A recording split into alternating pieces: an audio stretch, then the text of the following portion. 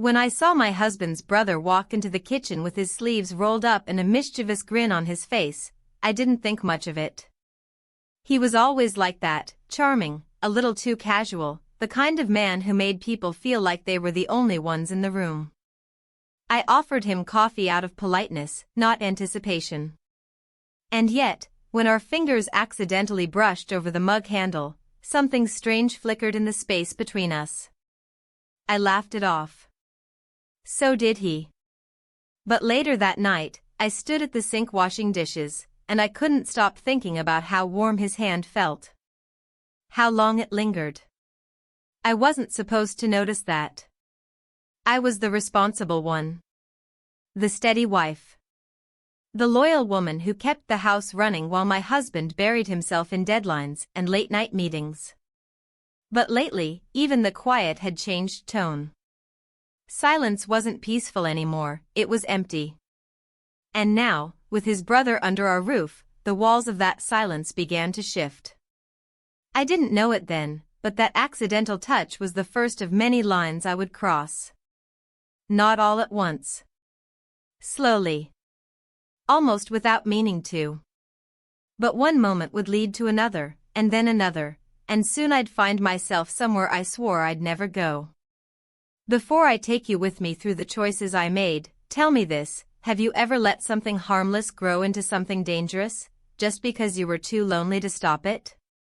Write your city in the comments below, and share, have you ever felt a moment where everything changed, but no one else noticed? I've always believed that most betrayals don't begin with malice, they begin with routine. With the slow, barely noticeable withering of affection. With dinners eaten in silence and "How was your day?" answered without looking up from a screen. My husband and I weren't unhappy. At least, I didn't think so. We just existed in parallel, like two trains on neighboring tracks, headed in the same direction but never really touching. Our son had just left for university. The house felt enormous without him. The echoes of his music, his laughter, even his mess had gone. It was strange how absence made the air feel heavier. I spent more time organizing drawers, straightening picture frames, watching the light move across the floors in the afternoon. It was peaceful, but it wasn't fulfilling. That's when we decided to redo the kitchen. My husband had talked about it for years, always saying we'd get around to it when things slowed down. Now that we were alone, I guess he thought it was time. He asked his younger brother to stay with us for a few weeks and help manage the renovation. He had experience in construction, and it would save us the cost of a contractor. When I heard the idea, I hesitated. Not because I didn't like him, but because I didn't know how to feel about having someone else in our quiet. But I smiled and said yes. I always say yes. He arrived 2 days later with his usual energy, boxes of tools, dusty boots, a half-unbuttoned shirt, and a voice that filled the room. He kissed me on the cheek in greeting, and I noticed how much younger he still seemed compared to his brother. More alive somehow. Not in a romantic way, not yet. Just awake. I hadn't realized how numb I had become until someone beside me wasn't. From the first day, he threw himself into the work. I brought him lemonade, handed him blueprints, listened to his ideas for cabinet placement and light fixtures. We spent hours in the kitchen measuring, shifting things, imagining possibilities. He joked a lot, made me laugh, really laugh, in a way I hadn't in months. My husband, meanwhile, worked late most nights. He called to check in, asked if everything was going smoothly, and I said yes. It was true, in a way. One afternoon, while he was under the sink fixing a pipe, I crouched beside him to hand him a wrench. Our knees touched. He didn't move away. I didn't either. We looked at each other for a second too long, then I stood up abruptly, pretending I had forgotten something upstairs. My heart pounded in a way that embarrassed me. I was a grown woman. A mother. This was ridiculous. That night, I changed the sheets. I didn't know why. I just felt like I needed something clean. I tucked the corners in too tightly, ironed the pillowcases. My husband came home close to midnight and barely noticed. He dropped his bag, kissed me on the forehead, and fell asleep in his clothes. I lay beside him with my eyes open, thinking of nothing and everything at once. The next day, I put on lipstick before heading to the store. Just a neutral shade. Just for me. He noticed. "You look nice," he said, gesturing with a screwdriver in his hand. I smiled and said nothing. That moment stayed with me longer than it should have. We began having small routines inside the larger structure of the renovation. Morning coffee in the sunlight that pooled through the half-removed curtains. Lunch eaten at the counter with dust still in the air. Discussions about flooring that became discussions about music, about books, about regrets. It wasn't flirting. Not exactly. It was something quieter, something more dangerous as connection. Recognition. I saw myself reflected in him, not the woman I had become, but the woman I used to be. Once, I caught myself watching him from the hallway. He had his back turned, arms flexed as he installed a fixture. I realized how long it had been since I had truly looked at anyone. My husband and I barely made eye contact these days. We didn't need to. We already knew what the other would say. The tension built in moments that felt completely ordinary. Folding a blueprint. Laughing over spilled paint. Reaching for the same cup. But none of it meant anything, I told myself. I loved my husband. I still did. But love can grow still, like a pond with no wind. And I had forgotten what it felt like when the surface ripples. One evening, the power went out briefly. We lit candles and sat in the kitchen, waiting for the lights to return. My husband was at work, stuck in a meeting. His brother and I sat in silence, listening to the wind outside. It wasn't romantic. It was something heavier. He looked at me and said, "Do you ever feel like something's missing, but you don't know what it is?" I didn't answer. I didn't need to. He already knew. That night, I dreamed I was standing at the edge of a cliff, watching the ocean churn below. I didn't jump. I didn't run. I just stood there, wind in my face, waiting to decide. By the end of the week, I found myself looking at the calendar more than usual. Counting days. Not toward anything. Just counting. And so it began, not with seduction, not with plans, but with stillness.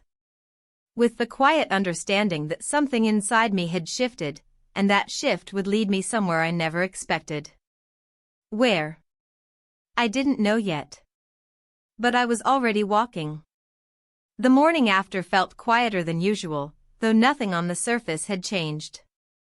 The sun came through the curtains the same way, warming the floorboards in familiar shapes. The kettle whistled on schedule. The air smelled like coffee and drywall dust. But something beneath it all had shifted, something subtle, but undeniable. I moved through my routine like always, cleaned the dishes, checked emails, watered the plants by the window, but my skin felt strange, like it remembered more than I wanted it to.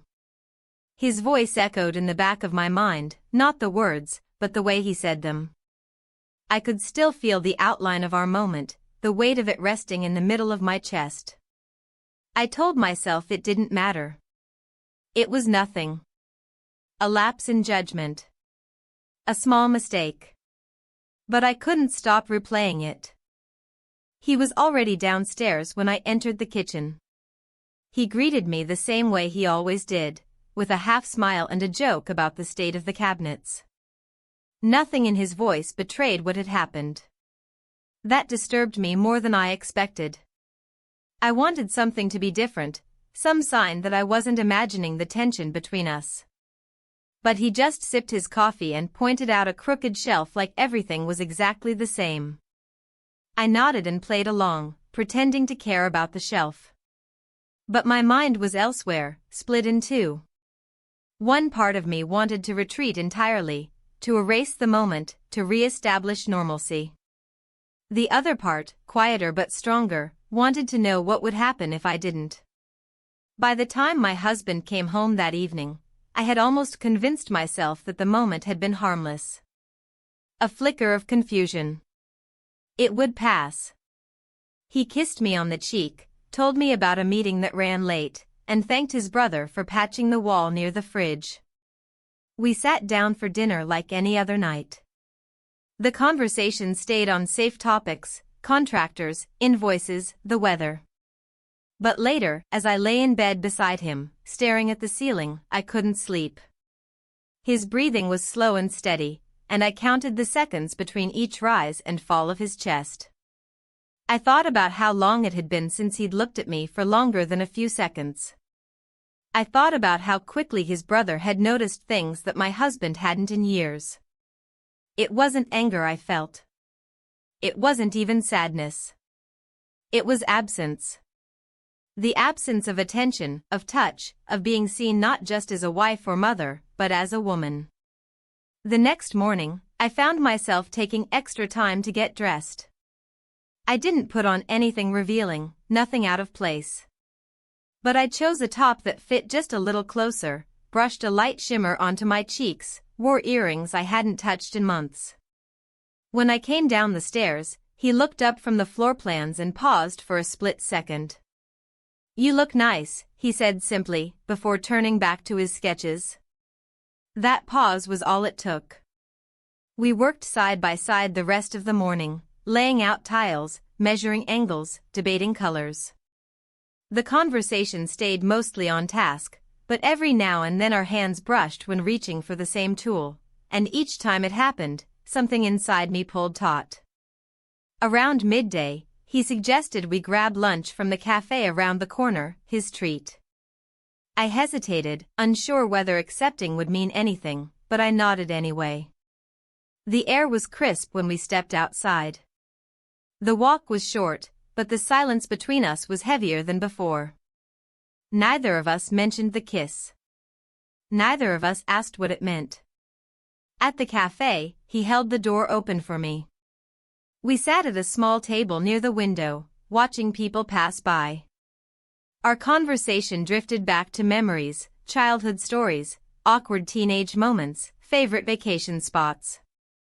I laughed more than I meant to. He smiled in a way that made my stomach twist. "You always had that laugh," he said quietly, almost to himself. I remember it from years ago. I looked away, out the window. I didn't know what to say. That night, I cooked dinner while my husband took a call in his office. The conversation I'd had earlier stayed with me, echoing in my movements. I chopped vegetables with more focus than necessary, kept my back turned to the hallway where I could hear footsteps occasionally passing. When the meal was ready, the three of us sat down together. The lighting was dim, the kind that made everything feel softer than it was. They talked about project timelines and plumbing issues, while I listened in silence, nodding occasionally. I excused myself early and went upstairs, claiming a headache. In the bathroom, I splashed cold water on my face and stared at myself in the mirror. The woman staring back wasn't a stranger, but she wasn't the same either. Something had opened in me, something that wouldn't close again easily. The next day, my husband left for an early meeting. I was alone in the kitchen with his brother again. The air between us was different, more alert, more cautious. I kept my distance, busying myself with wiping down surfaces, organizing clutter. He didn't press. He didn't speak much. But I could feel his eyes on me when I turned away. That evening, as I folded laundry in the living room, I heard him in the hallway, speaking softly on the phone. His voice was lower than usual, thoughtful. I didn't catch most of the words, only fragments. "I don't know what it means," and "wasn't supposed to happen." I stopped folding for a moment. My hands were still. My heart wasn't. Later that night, I lay awake again. My husband beside me, asleep. The room dark except for the soft light of the hallway leaking in under the door. I stared at the ceiling and thought about all the times I'd told myself I was lucky. I was safe. I was content. I still was. But contentment has cracks. And in those cracks, unexpected things take root. I don't know what I wanted. I didn't plan for anything. I wasn't searching for excitement or escape. I just wanted to feel like I mattered again. Like I wasn't invisible. Like someone saw me, not the role I played, but me. And in a way I couldn't explain, I knew that he had. That realization both comforted and terrified me. Because now, I had a secret. Not the kiss, we hadn't spoken of it. But the feeling. The shift. The knowledge that I was no longer standing still. I was moving, slowly but undeniably, towards something. Something I couldn't name. And deep down, I think I already knew, I wasn't going to stop. I tried to keep things normal after that. I cleaned more. Cooked more. Paid attention to things that didn't matter, like the way the silverware lined up in the drawer, or whether the curtains looked too heavy for spring. I thought that if I focused hard enough on the ordinary, it would drown out everything else. But the thing about pretending is that it only works when no one's watching, and I had started watching myself. He didn't bring up the kiss. Neither did I. It hung there between us, not addressed but not forgotten, like a book we'd left open in the middle of a page neither of us dared turn. The days became a balancing act. When I passed him in the hallway, I kept my eyes forward. When we worked together in the kitchen, I kept conversation strictly about materials, tools, deadlines. I even wrote things down so I wouldn't have to speak them. He mirrored me. Professional, polite, careful. But the air was different now, thicker, slower. Even silence had texture. One morning, while unloading groceries, I dropped a glass bottle. It shattered across the floor, loud and sudden. He came running from the dining room and knelt down beside me before I could move. Our hands reached for the same shard, and his fingers brushed mine. Just for a second. But it was enough. I froze. He pulled back quickly, murmured something about getting a broom. I didn't answer. I stood there in the middle of the glass, feeling more exposed than I had in years. That night, my husband came home unusually early. I hadn't expected him before 9, but by 6:30, I heard his car pull into the driveway.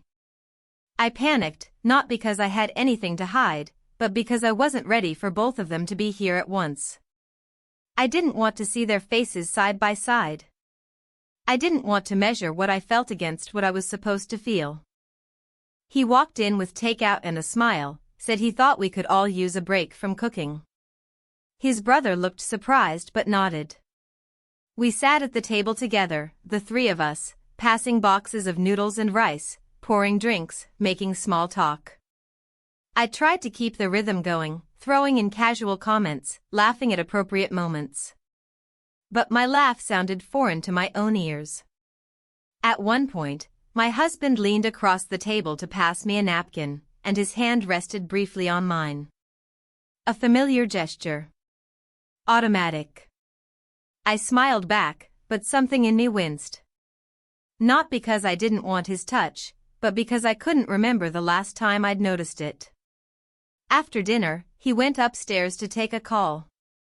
His brother and I stayed behind to clean up. We didn't speak. The silence between us wasn't cold, it was cautious. Like two people walking on opposite sides of a rope bridge, trying not to make it sway. I caught his eye for a moment when I handed him a dish towel. He looked away first.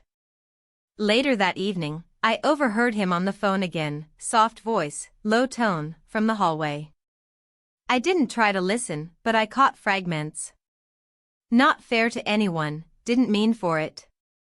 I stepped back into the kitchen before he could see me. The next few days passed in a blur of tasks and tension. The kitchen was finally starting to look like something new. The cabinets were up, the counters were being measured, and the floors were cleared for sanding. My husband was excited, asking questions about finishes and drawer handles, making suggestions with more enthusiasm than I'd seen in months. I nodded, agreed, smiled. But inside, I felt hollow. Not because of guilt, exactly. Not even because of desire. It was something harder to name, like I had stepped into a version of myself I didn't fully recognize. One that had needs I had never given permission to surface. I began waking up earlier, before either of them. I would sit in the living room with a blanket, drinking coffee in silence, watching the light change. The stillness helped. It gave me space to think, to remember who I used to be, to ask questions I didn't want to answer. One of those mornings, my husband came downstairs unexpectedly. He sat beside me on the couch, his hair still messy from sleep, and wrapped an arm around my shoulder. "You okay?" he asked, his voice soft. "Yeah," I lied. "Just thinking." He didn't press. He never did. That had once been something I loved about him, his calm, his steadiness, his respect for silence. But lately, it felt like distance. Like absence disguised as kindness. We sat together for a while, and he rested his head on mine. I closed my eyes and tried to focus on the warmth of his body, the familiar weight of him. It was still there. But something underneath had shifted. I couldn't feel it the same way. That afternoon, while organizing boxes in the garage, I found a photo album we hadn't opened in years. Inside were pictures from our honeymoon, sun-soaked beaches, messy hair, sand-covered feet. I flipped through the pages slowly, stopping at one where we stood together in front of a lighthouse. He had his arms around me, and I was laughing, eyes closed. I remembered that day so clearly. The wind had nearly knocked us over. We got lost on the way back to the hotel. We fought about directions and then made up over ice cream. That version of us felt real. Raw. Alive. I closed the album and put it back in the box. That night, I set the table for dinner like always. My husband was still at work. His brother was out buying grout. I stood in the middle of the kitchen, surrounded by unfinished walls and the smell of fresh wood, and I realized something I hadn't before. This wasn't about attraction. It wasn't even about betrayal. It was about recognition. About being reminded that I was still here, still capable of feeling something, of wanting something. Not just duty. Not just habit.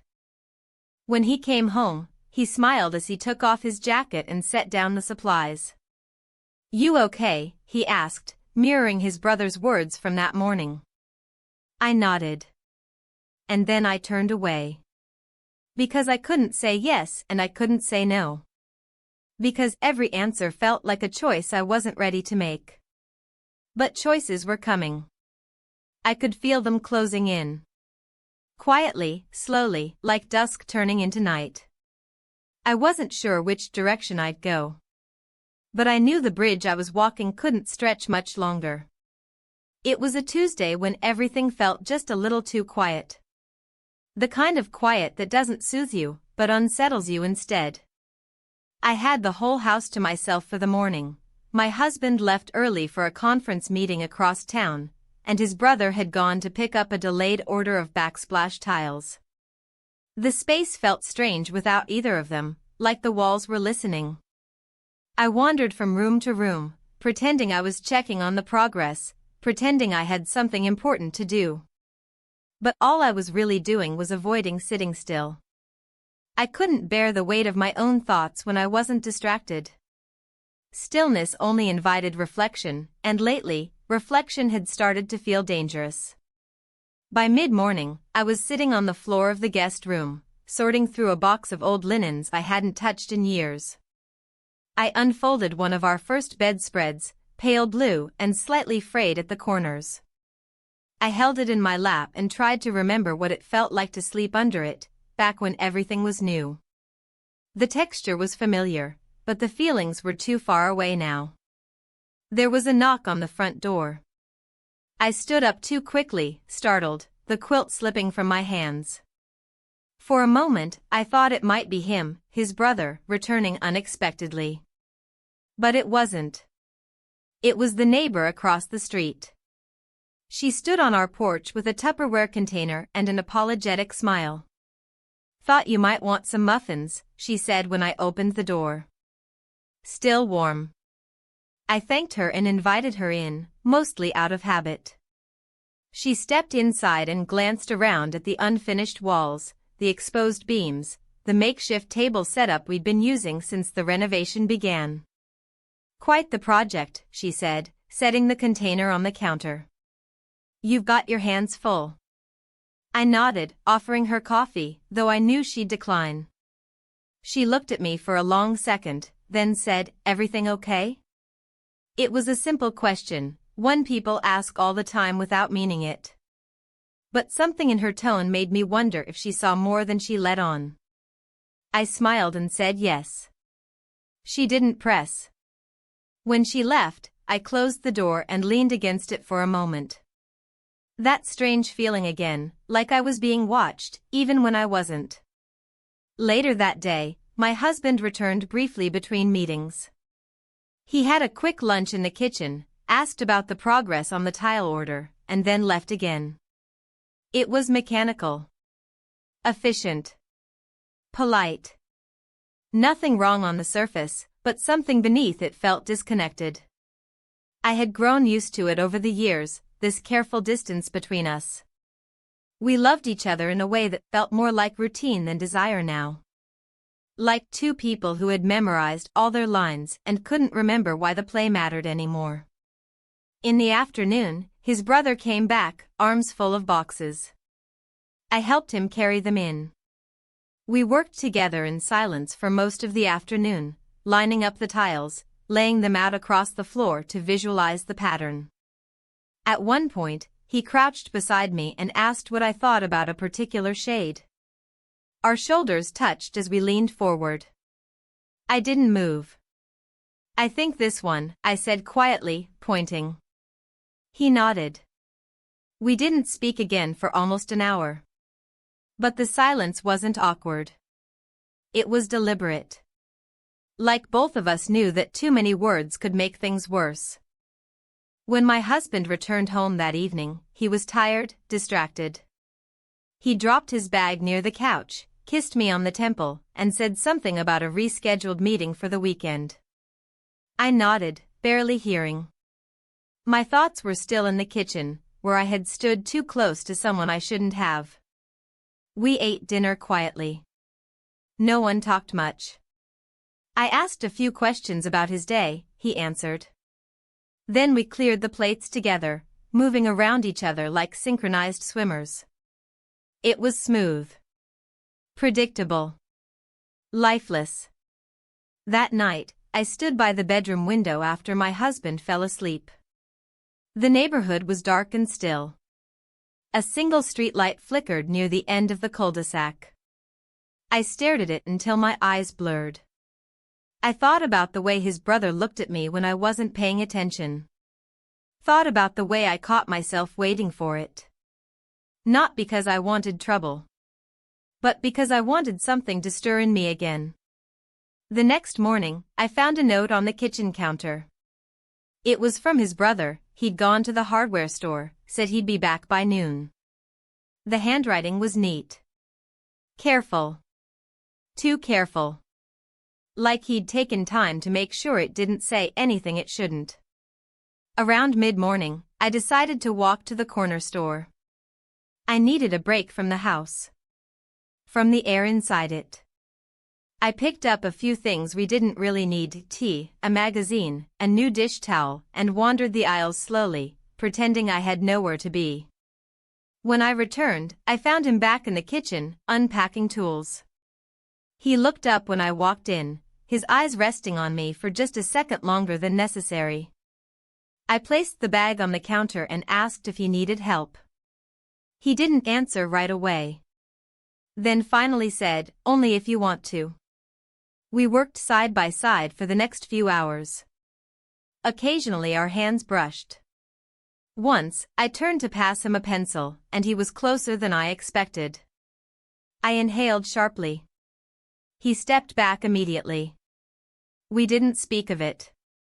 In the late afternoon, my husband called to say he'd be home later than expected. I told him dinner would be in the oven. He thanked me, told me not to wait up. I said I wouldn't.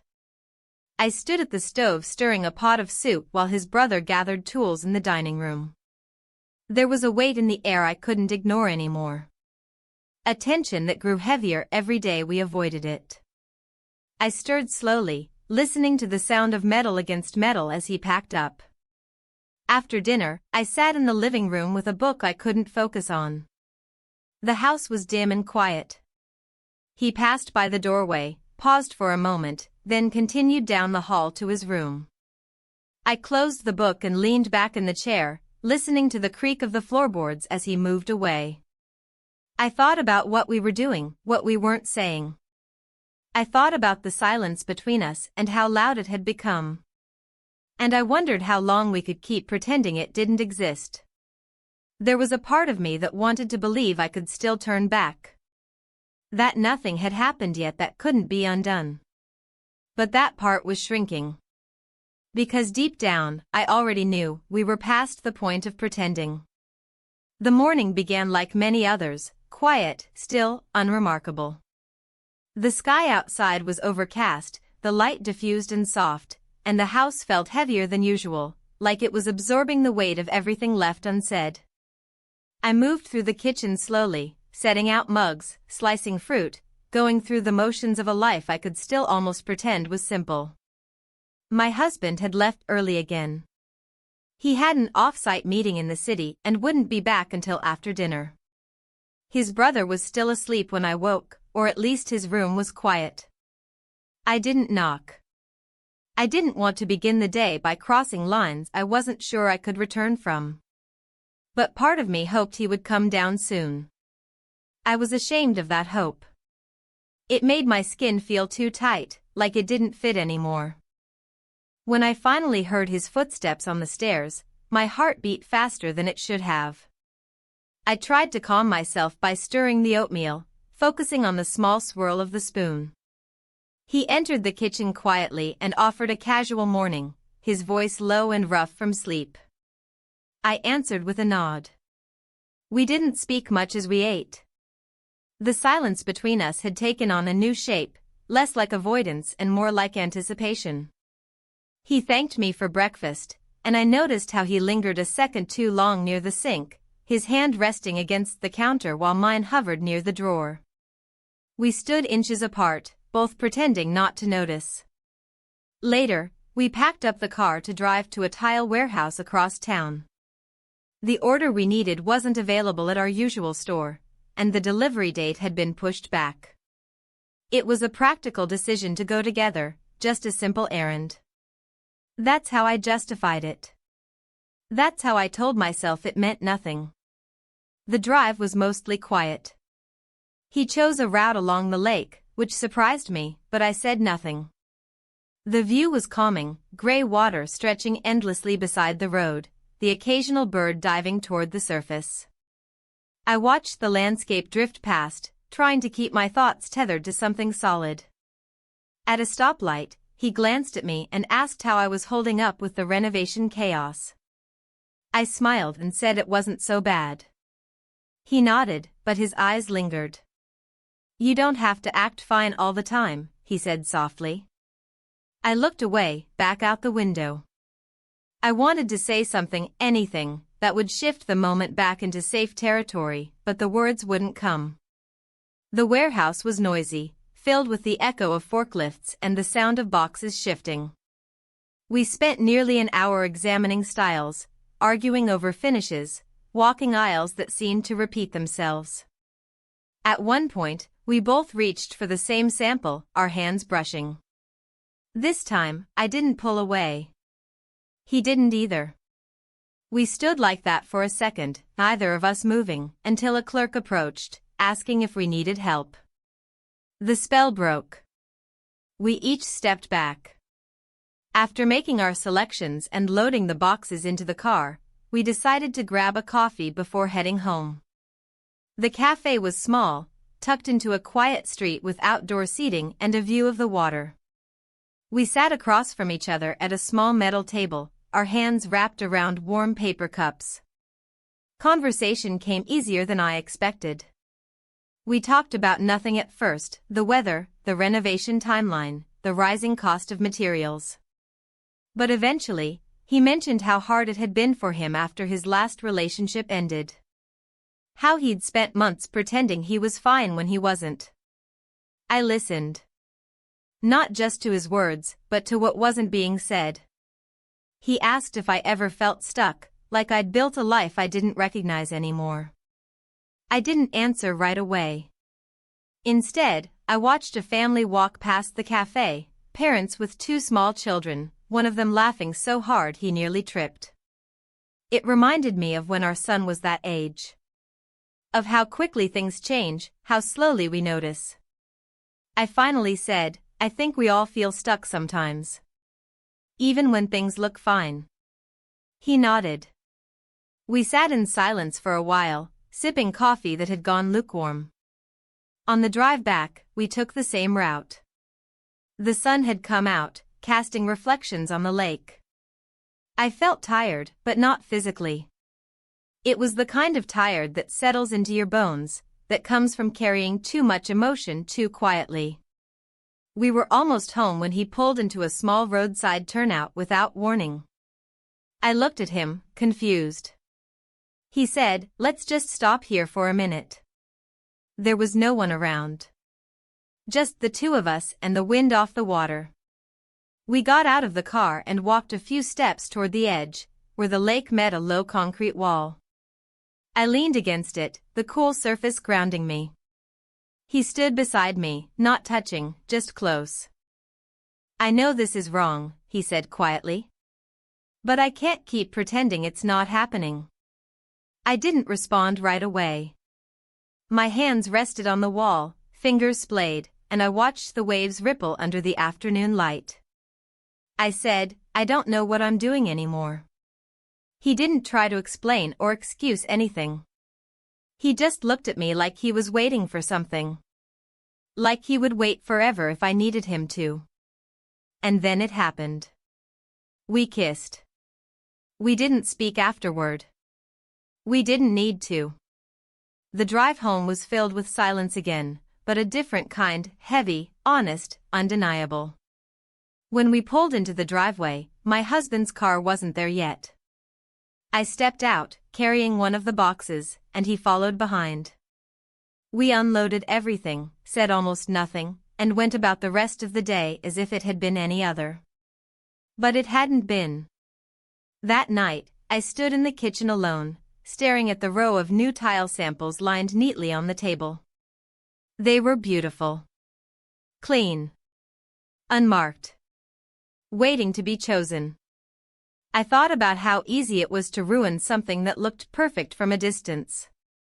How quickly a single moment could rearrange everything you thought you understood.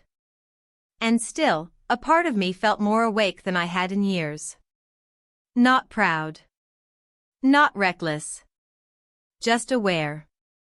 I knew there was no going back. Not entirely.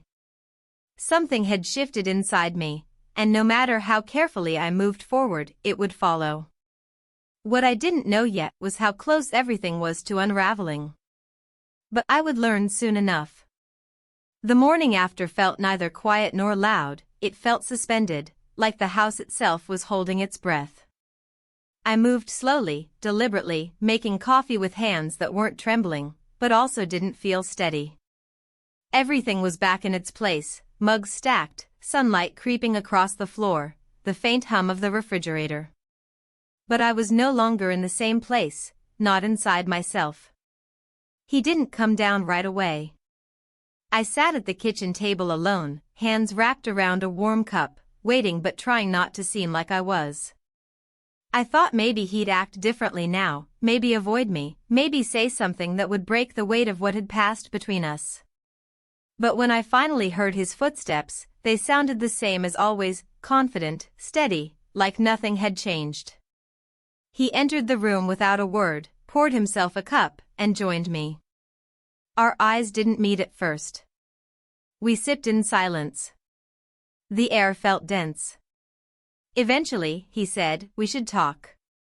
I nodded but said nothing. My heart thudded once, hard, then fell into a rhythm that made my stomach churn. He leaned forward slightly, not too close, just enough to signal presence.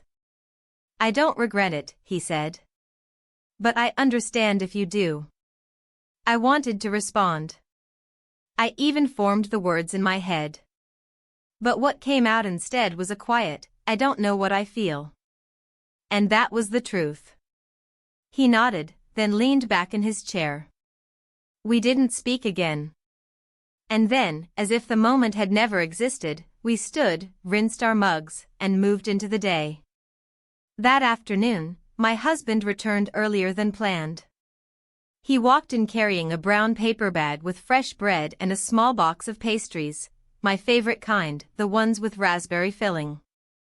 He placed them on the counter with a casual smile and said he thought we could use a little treat. I smiled, thanked him, and told him they looked perfect. And they did. They were warm, fragrant, and familiar. I should have felt grateful. I should have felt loved. But instead, something inside me sank. Later, I found myself watching him as he talked with his brother about cabinet dimensions. He was explaining something about the hardware placement, gesturing toward a diagram, unaware of my eyes on him. He looked so certain, so comfortable in his role as the dependable one. The one who fixes things. The one who always assumes that love, once planted, will stay rooted forever. But I had changed. Not because I wanted to. Not because I planned to. But because something inside me had woken up, and it wouldn't go back to sleep. In the evening, we all sat down for dinner together. The food was simple, grilled vegetables, bread, soup, but I barely tasted it. The conversation circled around typical topics, work, supply delays, a new tool his brother had ordered online. I contributed when needed, smiled in the right places, laughed once or twice. But under the table, my hands were clenched in my lap, hidden from view. After dinner, I stood at the sink washing dishes while the two of them talked in the living room. Their voices were low, easy, familiar. I couldn't hear the words, just the rhythm. It was the kind of sound that once comforted me, the hum of domestic life. Now it made my shoulders tense. I turned off the tap and dried my hands slowly, listening. Eventually, I went upstairs. I told them I was tired. My husband called out a good night. His brother didn't say anything, but I felt his gaze follow me up the stairs. In our bedroom, I sat on the edge of the bed for a long time. I didn't change out of my clothes. I didn't pull back the covers. I just sat there, staring at the patterns in the carpet, the faint creases in the duvet, the shape of the shadows across the floor. I wasn't waiting for anything. I wasn't planning anything. I was just still. When I finally lay down, sleep didn't come easily. My mind played a constant loop of small moments, his hand brushing mine, the way he looked at me in the car, the sound of his voice at the lake. But woven into those memories were also the quiet kindness of my husband, the pastries on the counter, the softness of the life we had built. I didn't know what I wanted. I didn't know how to want it all without feeling guilty for it. The next morning, I awoke before dawn. The house was silent. I made coffee and sat in the living room, watching the sky lighten through the windows. I didn't turn on the lights. I didn't check my phone. I didn't even open a book. I just sat with the silence. Eventually, I heard movement upstairs. My husband, likely. Then a second set of footsteps. I stayed where I was. When they both came down, I greeted them with a small smile, offered them coffee, acted like everything was fine. My husband kissed the top of my head and thanked me. His brother sat down across from me and avoided my eyes. That afternoon, my husband suggested we all take a short trip together, just a day out, maybe to the mountains or the coast. It might do us good, he said with that calm, gentle tone he always used when trying to hold us all together. I agreed. So did his brother. The plan was to leave Saturday morning. As we stood together in the entryway that evening, discussing logistics, I felt a shift in the air again. A new current. Not just between him and me, but between all three of us. My husband smiled and said, "It'll be just like old times." I nodded, and somewhere deep inside, something pulled taut. Because it wouldn't be like old times. It couldn't be. We were already living in something new. Something fragile, tangled, and waiting. Waiting to snap. I left before dawn. Not because I wanted to run away, but because I needed to find space where the noise inside my head wasn't so loud. The house was still dark when I slipped out, careful not to wake anyone. The air outside was crisp, the sky slowly turning from black to deep navy. I took the train to the coastal town where I had spent a weekend with my husband years ago. It was a place of salt and wind and old memories. I rented a small room above a bakery, the kind with lace curtains and the smell of fresh bread always drifting through the window. It wasn't much, but it was enough to remind me that I could breathe without holding my chest tight. The next day, I wandered through the streets, feeling both anonymous and exposed.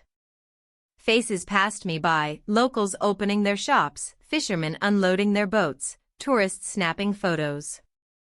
I watched the tide come in and go out, the waves folding over themselves endlessly. I didn't call anyone. Didn't check my phone. I let the hours stretch thin and wide. Late that afternoon, a knock came at my door. I wasn't expecting visitors. I hesitated but opened it. It was him. His eyes searched mine, uncertain and steady. He didn't speak at first, just stood there in the dim light of the hallway. "I found you," he said quietly. I didn't know what to say. I wanted to close the door, to ask him to leave, but my feet didn't move. He stepped inside. We sat together in the small room, the silence wrapping around us like a thick blanket. We talked about the renovation, the house, the slow unraveling of what used to be normal. He asked me how I was really feeling. I told him I didn't know. We didn't pretend anymore. We walked along the shore as the sun dipped below the horizon, the sky turning a bruised purple. The cold wind tangled our hair, and the salty air filled my lungs with a strange kind of clarity. We spoke of the past, the choices we hadn't made, and the ones we couldn't undo. It wasn't easy. It wasn't perfect. It wasn't a fairy tale. But it was real. That night, under the dim glow of a street lamp, we kissed. We kissed. The moment was brief and simple, but it held years of unspoken words. I felt both terrified and alive. The next morning, I woke to an empty room and a note folded neatly on the pillow. It said only, "I'll wait." I packed my things and caught the train back home, knowing that the quiet was over. The house felt smaller now, heavier. Because everything had changed. And there was no turning back. When I returned home, the house looked just as I had left it, unchanged, quiet, still. The same stack of magazines on the hallway table. The same pair of shoes beside the door. The same scent of wood dust and faint lavender. But something in the air felt different. As if the walls knew what had happened, and were holding their breath. I unlocked the door and stepped inside slowly, as if entering someone else's home. My suitcase rolled across the floor with a soft drag, and I let it rest just inside the entryway. I didn't unpack. The first thing I noticed was the absence of voices. No sound of conversation, no clink of tools, no hum of activity in the kitchen. I wondered where they were. Then I heard movement upstairs, just one set of footsteps. I exhaled, realizing I had been holding my breath again. I walked into the kitchen, put on the kettle, and sat at the table like I always did. My fingers curled around the edge of the chair as I listened to the quiet. The weight of my decisions settled over me in layers. I didn't know what came next. I only knew that I had crossed a line, and whatever version of myself I had been before was now behind glass. Visible, but untouchable. The front door opened 20 minutes later. I didn't move. I stayed seated, still facing the window. I recognized the footsteps instantly, his. He stepped into the kitchen and paused in the doorway when he saw me. For a moment, neither of us said anything. Then he asked, "When did you get back?" "Just now," I replied. My voice sounded steady, even if my heart wasn't. He moved into the room slowly, pulling out the chair across from mine. He sat down, not too close. Not too far. Just where he always did. "You left without saying anything," he said, his eyes not accusing, just tired. "I needed to go," I replied. "I know." We sat in silence. The kettle whistled. I stood to turn it off, poured 2 cups without asking if he wanted one. He accepted it with a nod. After a while, he spoke again. "He doesn't know, does he?" I shook my head. "No." He stared into his cup, as if searching for something at the bottom. I thought maybe he did. "He's been different lately." I looked up at that. "How?" "Not angry. Just distant. Like he's watching something, waiting for it to break." I didn't know what to say to that.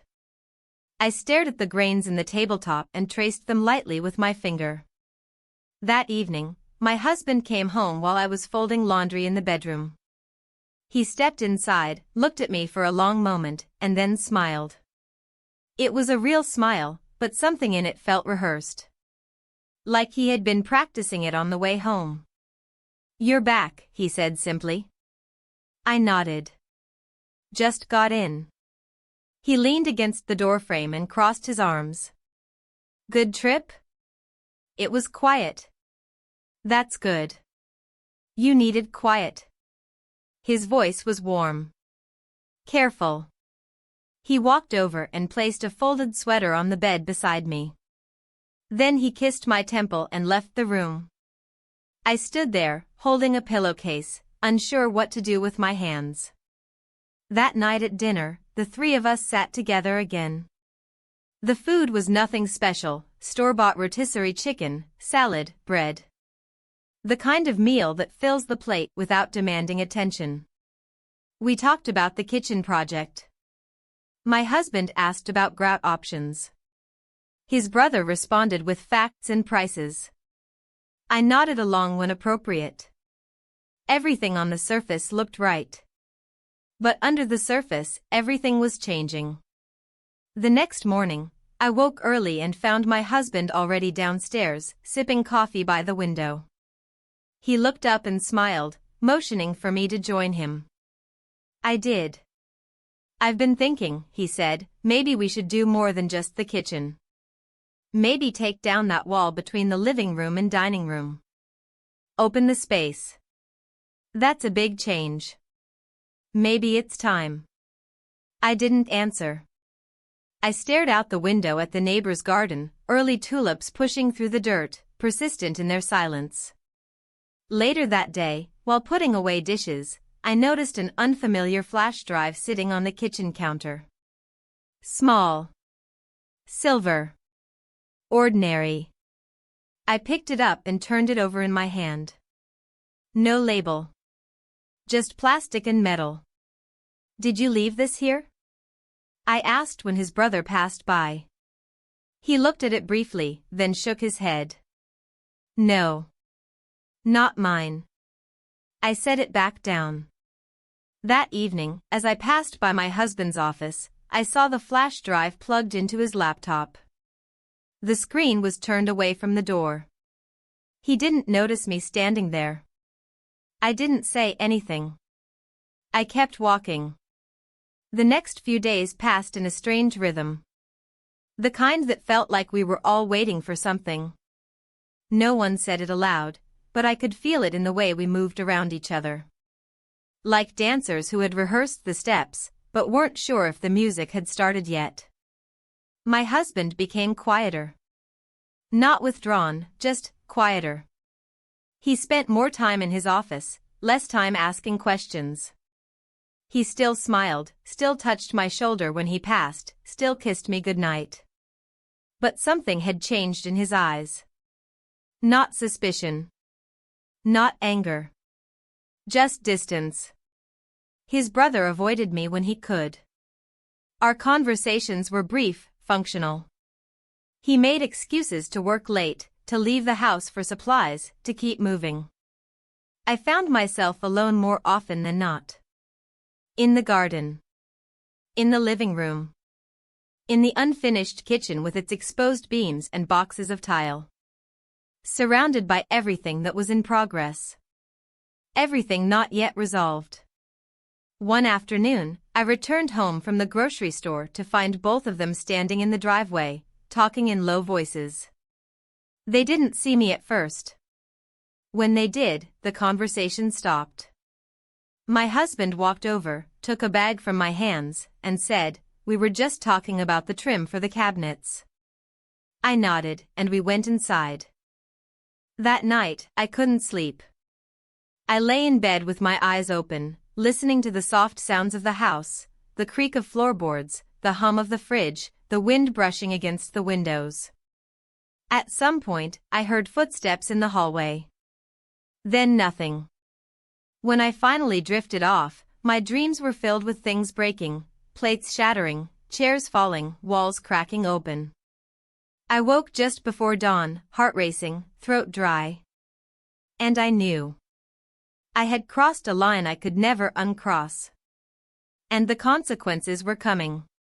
Whether I was ready or not. The silence that filled the house in the days that followed was unlike anything I had experienced before. It wasn't the quiet of routine or exhaustion, it was the quiet of something waiting to be said. Something heavy. Something final. We all felt it, though none of us acknowledged it directly. It hung between us like a fourth presence, invisible but constant. My husband became more methodical than usual. He made lists. He scheduled calls. He updated the renovation timeline. His voice carried a tone of clarity, as though he had been preparing for something and had now decided to execute it, step by step. But beneath that calm, there was something else, something too measured. Too practiced. His brother said little. He kept to his tasks. He came and went at odd hours, always with a reason. New hardware. A call with a supplier. Picking up caulk. His hands were busy, but his eyes rarely met mine. When they did, it was only for a second. I busied myself with things that didn't need doing. Rearranging bookshelves. Wiping clean counters that were already spotless. Folding and refolding the same towels. The rhythm of tasks gave me something to hold on to, even as everything else felt like it was slowly slipping through my fingers. One evening, I found a yellow envelope on my nightstand. It had no name on it. Just the pale curve of a thumbprint where someone had pressed it shut. I sat down on the edge of the bed, heart thudding, and opened it. Inside was a single printed photo. It was blurry, taken from a distance, slightly tilted. But it was unmistakable. It was us. Standing near the back fence, just outside the reach of the porch light. His face half turned toward mine. my hand resting against his chest. A moment suspended between closeness and collapse. My breath caught. I looked at the envelope again, but there was nothing else inside. No message. No explanation. No threat. I placed the photo face down on the nightstand and stared at the wall for a long time. That night, I said little over dinner. My husband didn't mention the photo. He acted as if everything was fine. But I caught him looking at me once, just as I reached for the salt. It wasn't anger in his eyes. It wasn't even disappointment. It was something colder, recognition. He knew. He had known for some time. And now I knew that he knew. The next morning, his brother came downstairs with a packed bag. I was already in the kitchen, folding the dish towels I hadn't needed to wash. He stopped in the doorway, hesitated, then said, "I'm heading out today." I nodded, unable to speak. "I think it's for the best," he added. "For everyone." I wanted to say something. To ask what he'd seen, what he'd heard, what made him decide now. But the words didn't come. He walked over to the table, placed the keys on the wood, and paused. "You're not a bad person," he said quietly. "Sometimes we just forget who we are." And then he was gone. I stood in the hallway after the door closed, staring at the keys. The house felt too big suddenly. Like its walls had expanded in his absence, echoing in every direction. My husband came home that evening with a box of light fixtures and a roll of blueprints. He kissed my cheek and asked how my day was. I told him I didn't do much. He nodded and told me about a phone call with the architect. We spoke like strangers who remembered how to be polite. Later, I found myself in his office. The photo was gone. The flash drive no longer plugged into his laptop. Everything was neat. Organized. Under control. I leaned against the doorframe and watched him work.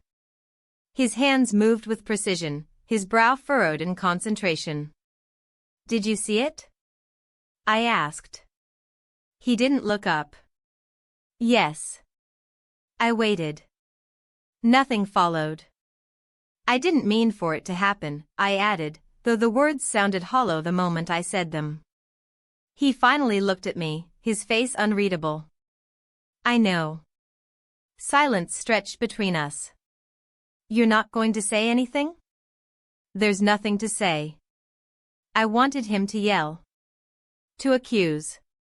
To ask me why. But he didn't. He just turned back to his screen and kept working. That night, I sat on the edge of the bed long after he had fallen asleep. I stared at his back, at the way his body curved toward the center of the mattress, leaving my side untouched. I tried to remember the last time he had held me without distraction. Without habit. Without the weight of everything unspoken. I couldn't. The next day, I began taking things down. Pictures from the hallway. Decorations I hadn't looked at in years. I packed a few boxes, books, old sweaters, letters from our son. I wasn't leaving. Not yet. But something was ending. In the evening, he came home, walked past the boxes without comment, and asked what I wanted for dinner. I said I wasn't hungry. He nodded and went to the kitchen alone. I sat on the front steps as the sky turned dark, the streetlights blinking to life one by one. It wasn't the affair that had broken us. Not really. It was the silence. The things we didn't say. The things we both knew but refused to name. And now, there was nothing left to name. Only the echo of what once was.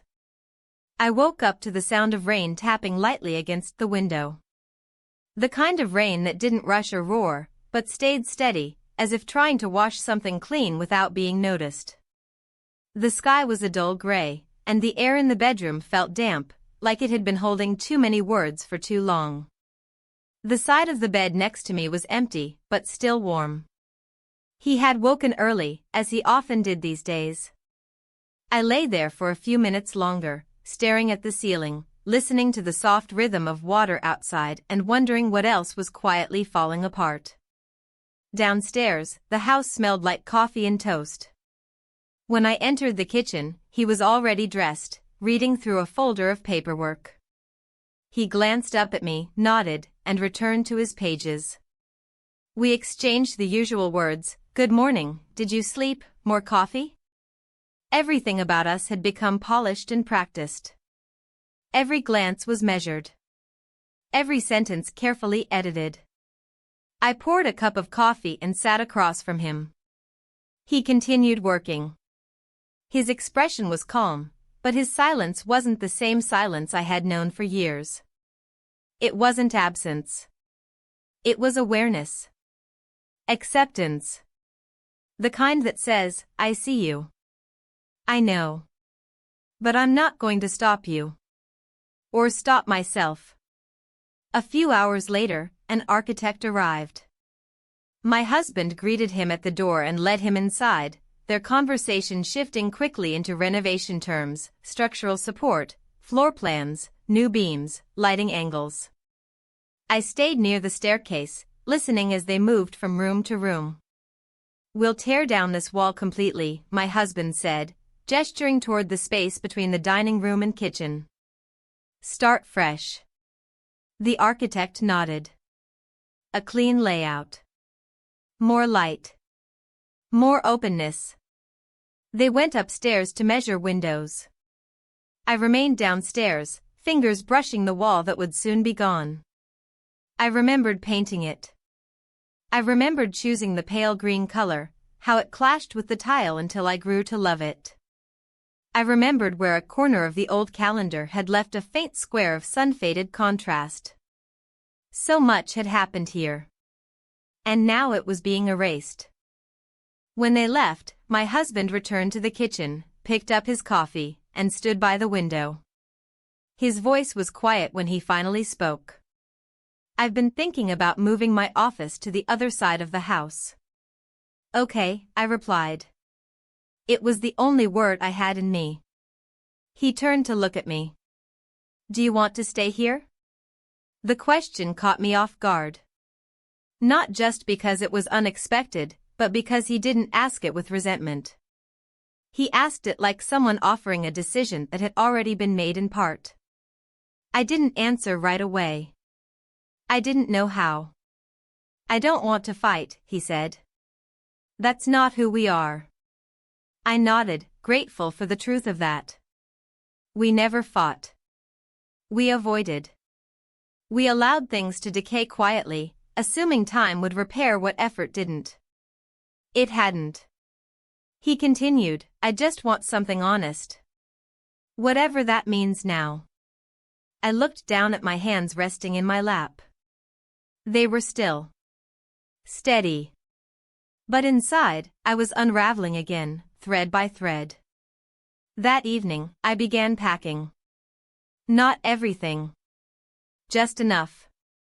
A suitcase. A few books. My journal. Things I didn't want to forget. He helped me bring it to the front door. "I'm not angry," he said. "Just tired of pretending." "I know," I whispered. "I think I knew from the beginning." "I think I did too." We stood in the doorway as the sun lowered, casting long shadows across the floor. Neither of us cried. There was nothing left for tears. Only quiet understanding. Only what had been lived and couldn't be unlived. I looked around the room one last time, the bare walls, the unfinished cabinets, the half-empty vase on the table. We had spent years building this life. Layer by layer. And now we were letting it go. Not with rage. Not with regret. Just with release.